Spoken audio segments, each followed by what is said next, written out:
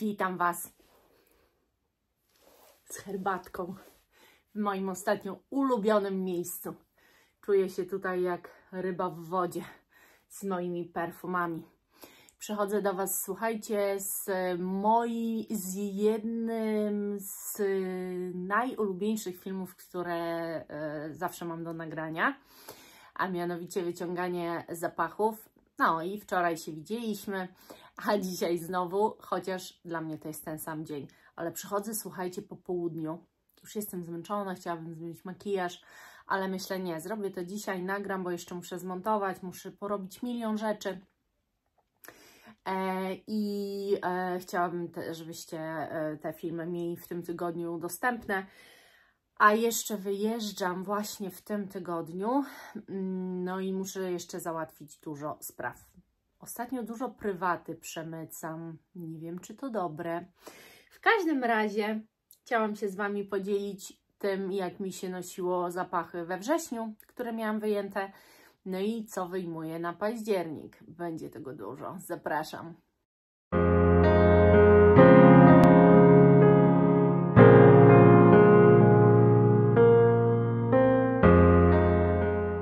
Tak się, słuchajcie, zastanawiam, czy mi się to kiedyś znudzi. W każdym razie ten projekt naprawdę mnie zaskakuje, jak dobrze mi się z nim współżyje. Mam przed sobą, nie przed sobą, z tyłu.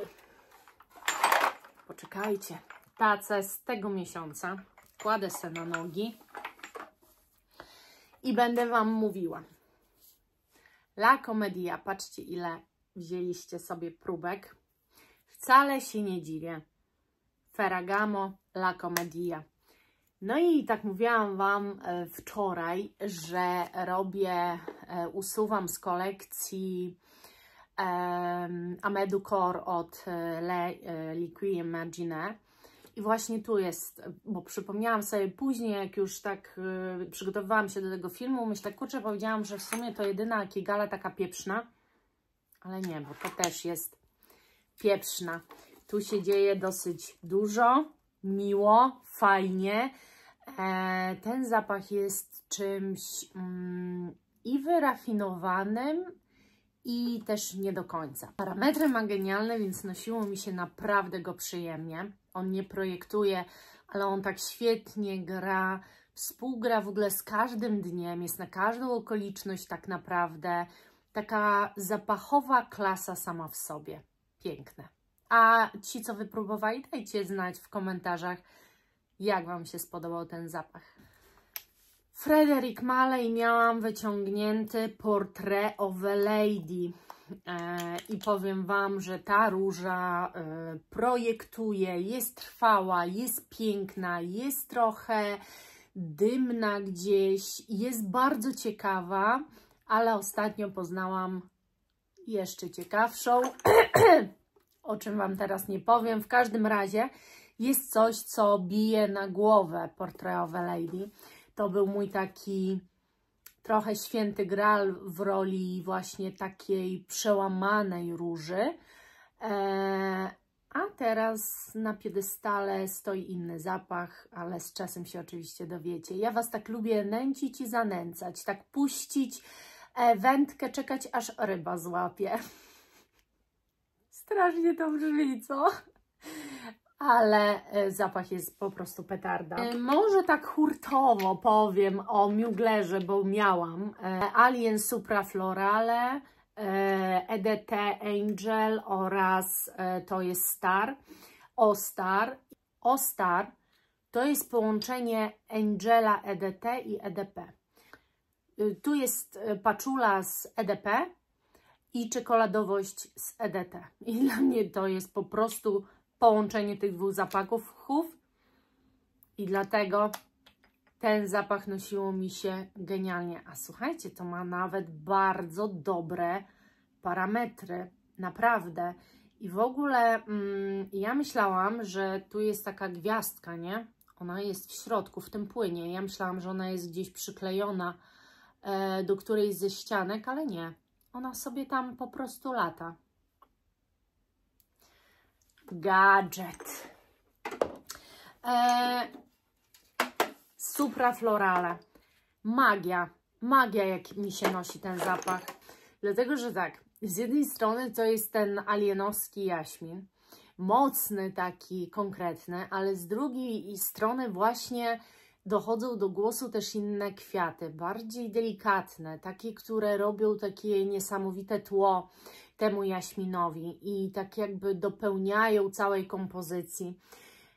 Bardzo dobrze to się nosi i to też ma świetne parametry. Uważam, że wersja alienowska genialna. EDT, czekoladowy przyjemniaczek. Wspaniały zapach, bardzo się cieszę, że się zdecydowałam. Bardzo się cieszę, że tak naprawdę tak się wzbogaciłam o tego Muglera, bo myślę, że będę czerpała ogromną przyjemność z używania wszystkich tych zapachów. Genialna, paczulowo-czekoladowa historia, mniej paczulowa niż w EDP, za to czekoladowa, czego w EDP ja nie czuję absolutnie. Dalej miałam Atelier Cologne Santal Carmine, tak, Gold Leather poszło sobie, a Santal Carmine mam mniej, bo nie dosyć, że zużyłam, to też braliście dosyć chętnie. O, trzeba powycierać, miejsce zrobić na półeczkach, zaraz remanent po tym wszystkim. Powiem Wam, że ja lubię tę skórzaność tu, mimo że tak naprawdę tu nie ma skóry, ale ja to tak odbieram. On jest strasznie przyjemnym, bardzo rześkim przy tym, mam wrażenie też zapachem. Biorąc pod uwagę, jaka była pogoda we wrześniu, wszyscy raczej dobrze wiecie, to nie obciążał mnie, nie czułam się dziwnie, nie czułam się z nim jesiennie. To wcale nie jest taki stricte jesienny zapach. Świetny był na te 17, nawet 20 stopni. Olympea, no to bardziej wieczorowa wersja dla niektórych, a dla mnie waniliowy przyjemniaczek dzienny, chociaż nie pasował mi jednak do końca. We wrześniu było zbyt ciepło i jakoś nie czułam się do końca z nim na miejscu. To znaczy on ma w sobie jakąś gęstość i lepkość, ten zapach. I przez to wydaje mi się, że ja za wcześnie go wyciągnęłam. Chociaż liczyłam na to, że wrzesień będzie taki, wiecie, chłodnawy. To za wcześnie go wyciągnęłam. Ja go powinnam wyciągnąć tak w listopadzie. Nie wiem, może w przyszłym roku, w styczniu do niego wrócę. Zobaczymy. W każdym razie to jest bardzo ładny zapach. To był zapach używany i nadużywany. Boże, jak dobrze, że ja go wyciągnęłam, nie? Bo to był jeden z niewielu zapachów, oprócz właśnie Santal Carmine, jeszcze jednego, który Wam pokażę. To był zapach, który ratował mi życie w te ciepłe dni, bo naprawdę to jest owocowa przyjemność, słodka dosyć, owocowa przyjemność. Ten ud powoduje tu lekką dymność i taką też może gdzieś delikatną kwaśność tego zapachu. Natomiast generalnie na mnie dosyć mocno wybija się słodycz i nie tylko na mnie. Także ratował mi życie w te gorące wrześniowe dni. Ambre Samar od Aqua Allegory od Guerlaina. Tu jest ambrowość, która kojarzyła mi się, słuchajcie, z kompotem z wiśni, takim mocnym kompotem z wiśni, który zawsze pod koniec sierpnia żeśmy z mamą robiły i nie wiem dlaczego, ale tu nie do końca ja wyczuwam właśnie, jest jakaś korzenność, ale na mnie to brzmi jak taki gęsty, mocny bardzo właśnie ten kompot z wiśni. Ja się czuję w tym zapachu fenomenalnie, on mi pasuje pod każdym względem. Też uważam, że za wcześnie go wyjęłam, bo on jest mocny, gęsty. Tak, ja powinnam go wyjąć albo teraz w październiku, albo w ogóle w listopadzie. Ale mimo to nosiłam bardzo chętnie. Encelade od Marc-Antoine Barrois. Niewiele osób chce go nawet poznać. Dziwi mnie to. dlatego że ja nie wiem, ja po prostu kocham, jak się czuję w tym zapachu. On i nie jest na pewno dla każdego, to zgadzam się z tym, ale jeżeli macie już taki nos wprawiony i przede wszystkim szukacie troszeczkę bardziej już jakiejś różnorodności, to Marc-Antoine Barrois zdecydowanie różnorodność Wam daje. To według mnie to jest kolejna kompozycja Marc-Antoine Barrois, która jest czymś bardzo ciekawym. I generalnie można by powiedzieć, że jest tam gdzieś ta skórzaność, tylko ono bardziej jest taka mocna. Ale najbardziej, co mi się wybija w tym zapachu, to jest bardzo duża taka korzenność, tylko że nie ciepło korzenność, a raczej właśnie coś w stronę aromatyczną, świeżą. Przy okazji wszystko leży na drzewie i gdzieś ta tańcząca skórzaność tego zapachu. Naprawdę, tu nie ma o czym opowiadać, to trzeba powąchać i poznać. Miałam wyciągnięte Boho Boko też, Coffee White Flowers Jasmine White Leather. No, żeście trochę pobrali mililitrów, ale ja też zużyłam. Jest coś takiego w tym Jasmine White Leather, jak takie kiedyś landrynki białe, anyżowe one chyba były. To właśnie jest tu jakaś taka anyżowość, migdałowość połączona z zamszem, ze skórą, może bardziej z zamszem. Słuchajcie, to niebywale tańczy na skórze, ale oprócz tego to projektuje na, mam wrażenie, 10 km. Naprawdę mnie każdy czuł. Zanim podszedł, to już pytali, co to. Szok. Bardzo dobry odbiór w ogóle tego Boho Boko, a tego to już w ogóle. Tu dostawałam komplementy, pytania, błagania, co to jest. Wszystko. Tu już było naprawdę wszystko.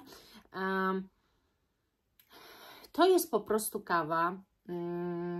Może gdzieś delikatnie dosłodzona, ale na pewno nie jak Amore Caffè z Mancere. Połączona z białymi kwiatami. I naprawdę to w tym zapachu czuć, że to jest biały kwiat. Ta kawa jest niezaprzeczalna. Tu wszystko idealnie gra. On przez pierwszą godzinę projektuje, później jest bardziej już taki ułożony, wbrew pozorom. Tamten jaśminowy, no to daje po prostu na kilometry, ale cały czas czujecie tę kawę, co jest niesamowite. Ja się tak bardzo zakochałam w zapachach z kawą, tak mocno polubiłam w ogóle ten profil, że sama jestem, słuchajcie, zdziwiona. To jest Youth. I to jest Queerissime.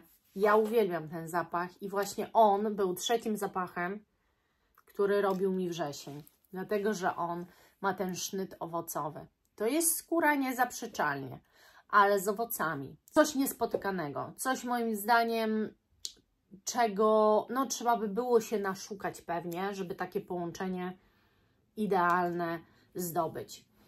On niesamowicie pracuje w ciepłe dni, bo te owoce bardzo silnie dochodzą do głosu, a ta skóra jest takim cały czas tylko tłem tego zapachu. I to... nie wiem, jak Wam powiedzieć, ten zapach robi dzień. Jest niesamowicie wesoły i niesamowicie poprawiający humor. I to jest jedyna skóra, którą mam, oprócz Ganymed, która innym też kojarzy się letnio, bardzo letnio. I ostatni, troszkę go braliście, Entre Act z Anomalia Paris. Przepadłam w ogóle, jeżeli chodzi o tę markę. Jak jestem w Galilu, to nic nie robię, tylko wącham te zapachy i prawie w każdym się zakochuję. To jest taka historia, moim zdaniem, idealna na jesień. Wręcz zapach ten opisuje jesienną porę, która jest z jednej strony słoneczna, a z drugiej dosyć wietrzna, i gdzie w domach zaczyna pachnieć tą taką korzenną herbatą, bo tu korzenność jest zdecydowanie, nie da się ukryć. I to daje taki vibe. Zapach nie powiedziałabym, że jest jakimś otulaczem. To jest trochę jednak w klimatach takich chłodniejszych, albo może zapach jest bardziej suchy. Ciężko to określić, co się czuje, jak się go nosi.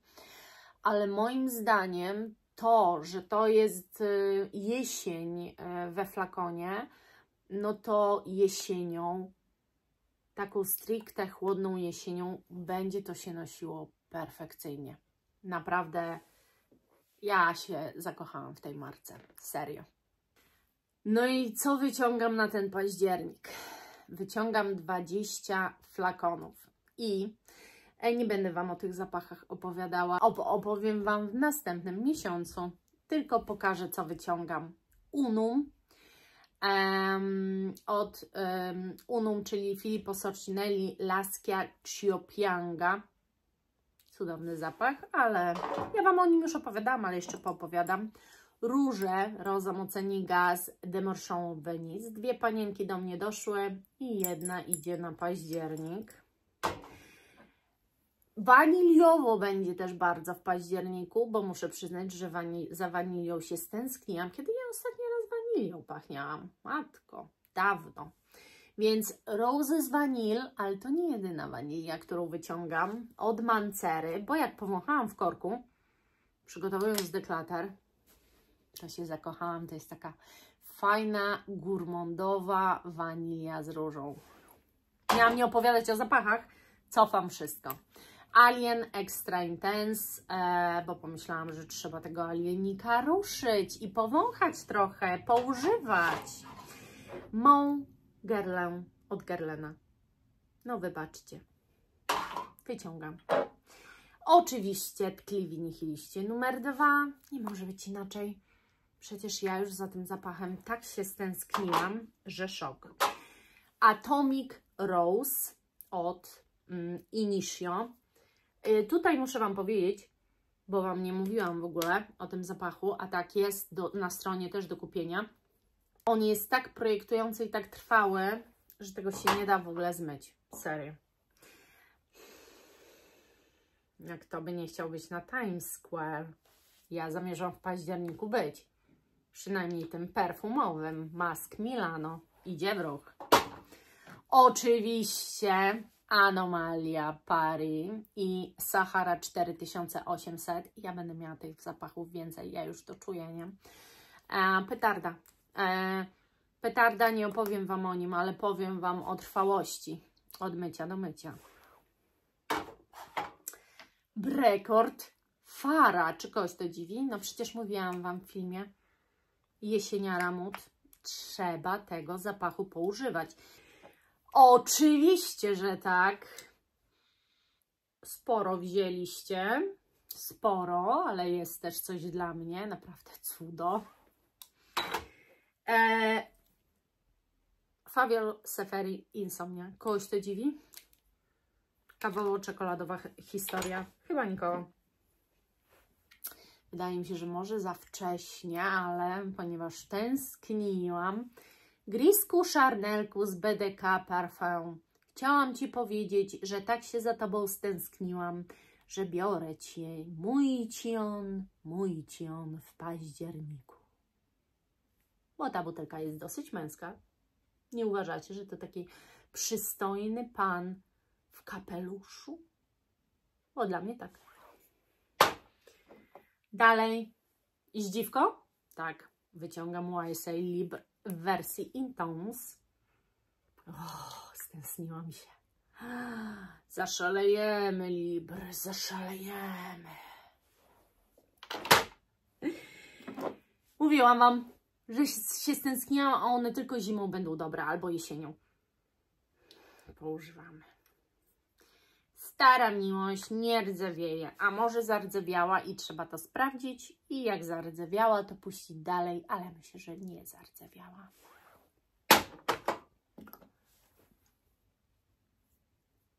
Powiedzieć Wam coś? Ale tak serio, pytam teraz, powiedzieć Wam coś? Baccarat Rouge wyciągam. Wersję ekstra. Tak będę pachniała czymś takim ultramocnym. Oj, tam pewnie będzie zimno i muszę mieć otulacz. On mi otula.